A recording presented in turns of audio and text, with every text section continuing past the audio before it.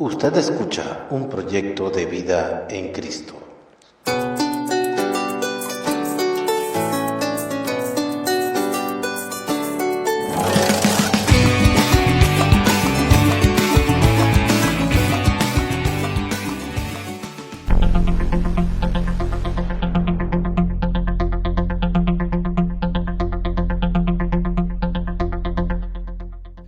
Hola, bendiciones, nuevamente con ustedes, su amigo y su hermano en Cristo Roberto Aquino, y es un placer realmente saber que nos escuchan.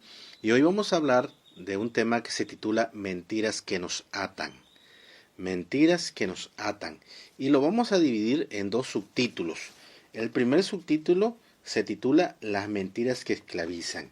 Y el segundo subtítulo se titula El arma principal del diablo. Y bueno, para comenzar, vamos con el primer subtítulo del tema Mentiras que nos atan, que lleva por título, el subtítulo Las mentiras que esclavizan. ¿Sí? Y quiero decirles que hoy en día nos encontramos en medio de una gran batalla. Y hay una pregunta que surge, y es la siguiente: ¿por qué hay tantos cristianos que viven derrotados o desanimados? Algunos viven esclavizados por su pasado, ya sea por sufrir las consecuencias de sus propios pecados o por el daño que les han causado otras personas. Otros son incapaces de vencer sus debilidades. Parece que viven atrapados por una fuerza que no les permite ser libres del fracaso y de la derrota. Ahora, ¿qué está sucediendo? ¿Qué pasa? ¿Sí? Y para entender esto, vamos a ir a nuestra Biblia, al pasado, a donde surgió todo, que fue en el huerto del Edén. Y ahí surge lo primero, que fue una mentira. ¿Sí? Y una mentira, todo comienza con una mentira. Y vamos al libro de Génesis capítulo 3, versículo del 1 al 7, y nos dice: pero la serpiente era astuta más que todos los animales del campo que Jehová Dios había hecho, la cual dijo a la mujer: con que Dios os ha dicho, no comáis de todo árbol del huerto. Y la mujer respondió a la serpiente: del fruto de los árboles del huerto podemos comer, pero del fruto del árbol que está en medio del huerto, dijo Dios, no comeréis de él, ni le tocaréis, para que no muráis. Entonces la serpiente dijo a la mujer: no moriréis, sino que sabe Dios que el día que comáis de él, serán abiertos vuestros ojos y seréis como Dios, sabiendo el bien y el mal. Y vio la mujer que el árbol era bueno para comer y que era agradable a los ojos, y árbol codiciable para alcanzar la sabiduría, y tomó de su fruto y comió, y dio también a su marido, el cual comió así como ella. Así comienza este detalle de esa esclavitud.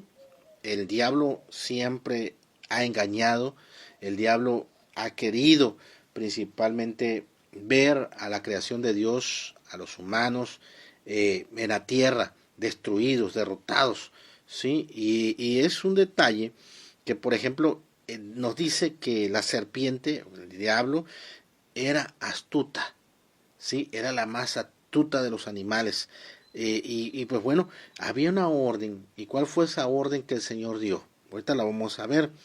Pero antes que nada, la mentira es una desobediencia a una orden de Dios. ¿Sí? Y eso, cuando tú desobedeces a Dios, prácticamente esa mentira te esclaviza. ¿Sí? Y pues tiene sus consecuencias. Ahora bien, ¿cuál fue la verdad? ¿Esta es la mentira? Esto fue con lo que el diablo engañó a Eva y también se llevó de antemano al hombre también, a Adán, ¿sí? ¿Cuál era la orden que Dios había dado o lo que se tenía que obedecer? Y es la siguiente.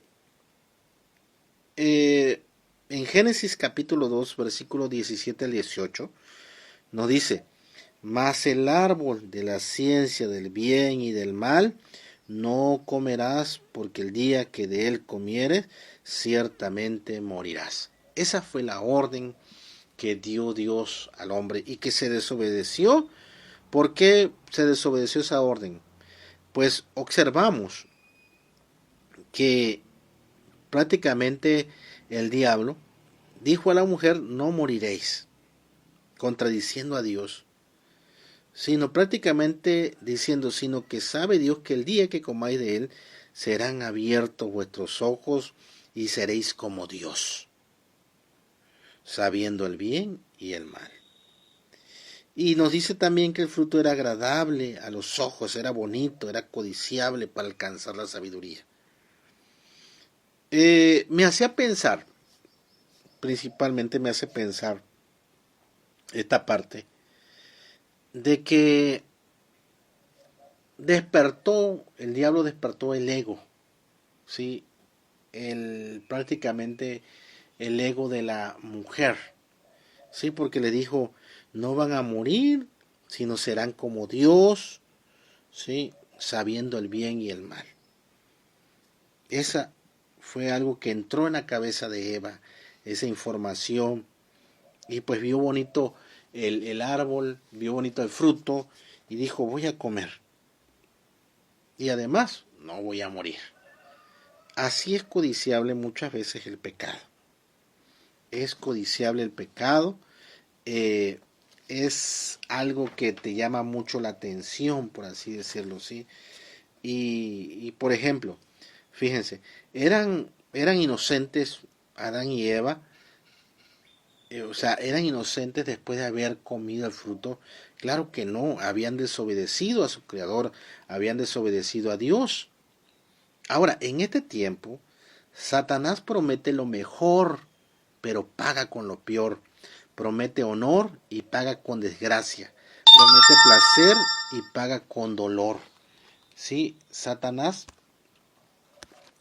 hace esto. Sí, prácticamente promete placer y paga con dolor. Promete ganancia y paga con pérdida.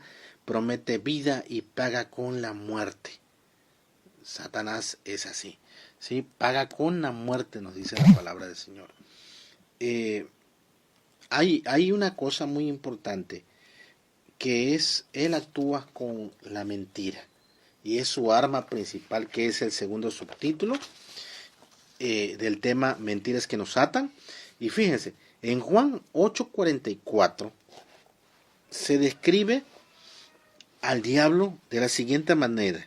Cuando el Señor le estaba hablando a las personas ahí, él dijo esto: vosotros sois de vuestro padre el diablo, y los deseos de vuestro padre queréis hacer.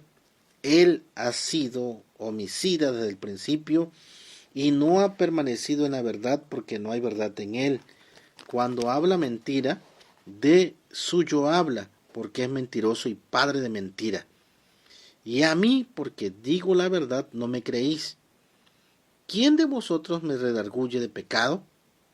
Pues si digo la verdad, ¿por qué vosotros no me creéis? El que es de Dios, las palabras de Dios oye, por esto no la oís vosotros, porque no soy de Dios. ¿Sí? El Señor hablaba esta palabra y dijo prácticamente del diablo lo siguiente, y eh, dijo, él ha sido homicida desde el principio y no ha permanecido en la verdad, porque no hay verdad en él. Cuando habla mentira, de suyo habla, porque es mentiroso y padre de mentira. El arma principal del diablo es la mentira. ¿Sí? La mentira es su arma principal para engañar, intimidar y esclavizar. El diablo obra también a través de la brujería o la posesión demoníaca, pero también el poder más grande de todos es la mentira. Por ejemplo, si logra convencernos que el dinero nos hace feliz, seremos tentados a hacer lo que sea para tener más, aun si tenemos que engañar o herir a otros. Cuando Jesús hablaba de esto, observamos que no todos le creían, ¿sí? Y el Señor hacía esa énfasis, es que el que es de Dios, las palabras de Dios oye, mientras el que es del diablo prácticamente no cree, no oye la palabra, ¿sí? Entonces, el mundo está distorsionado hoy en día. ¿A quién estamos escuchando? ¿Sí? Y fíjense, hay dos partes principales. está el no creyente y el sí creyente. El no creyente nos dice, es un hombre natural. Y vamos a 1 Corintios capítulo 2, versículo 14.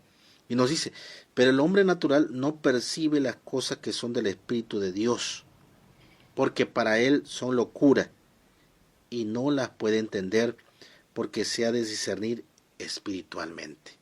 Fíjense, el hombre normal, para él todo es locura. ¿Cuántos testimonios hemos escuchado, hemos visto de personas que se convierten al Señor y cuando le hablaban antes de Cristo los tomaban a loco y decían, eso es aleluya, eso están locos, mira cómo aplauden, mira cómo cantan, y una crítica que tenían contra ellos, porque yo fui uno de ellos, yo criticaba mucho la religión, la famosa religión, sí, y decía yo, esos protestantes, esos que no, nada más aleluya, que andan molestando nada más, pero no era realmente eso, sino que yo no había abierto los ojos, el Señor no me había tocado. ¿Y sabe por qué no me había tocado? Número uno, porque yo no oraba. Yo llegaba a la iglesia nada más, a escuchar nada más, no oraba, no leía la Biblia, sí, y llegaba a la iglesia, prácticamente a la iglesia común, a la iglesia que le dicen tradicional, llegaba yo nada más a escuchar y era todo, no practicaba nada. Y el Espíritu Santo pues no estaba dentro de mí, obviamente, ¿sí?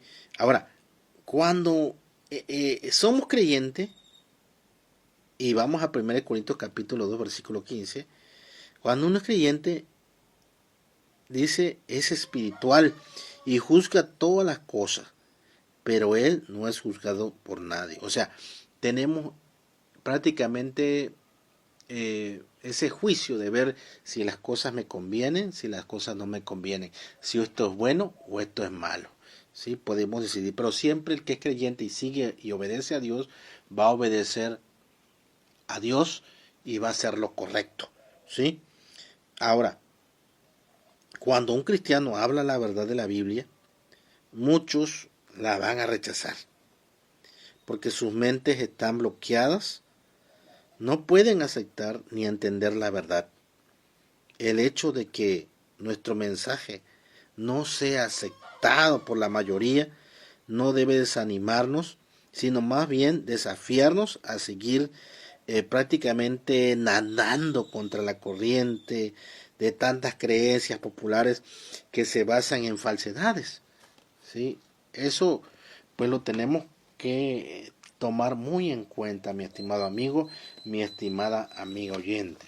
Y bueno, esperamos que este tema haya sido de bendición para tu vida y nos vemos hasta la próxima si Dios lo permite.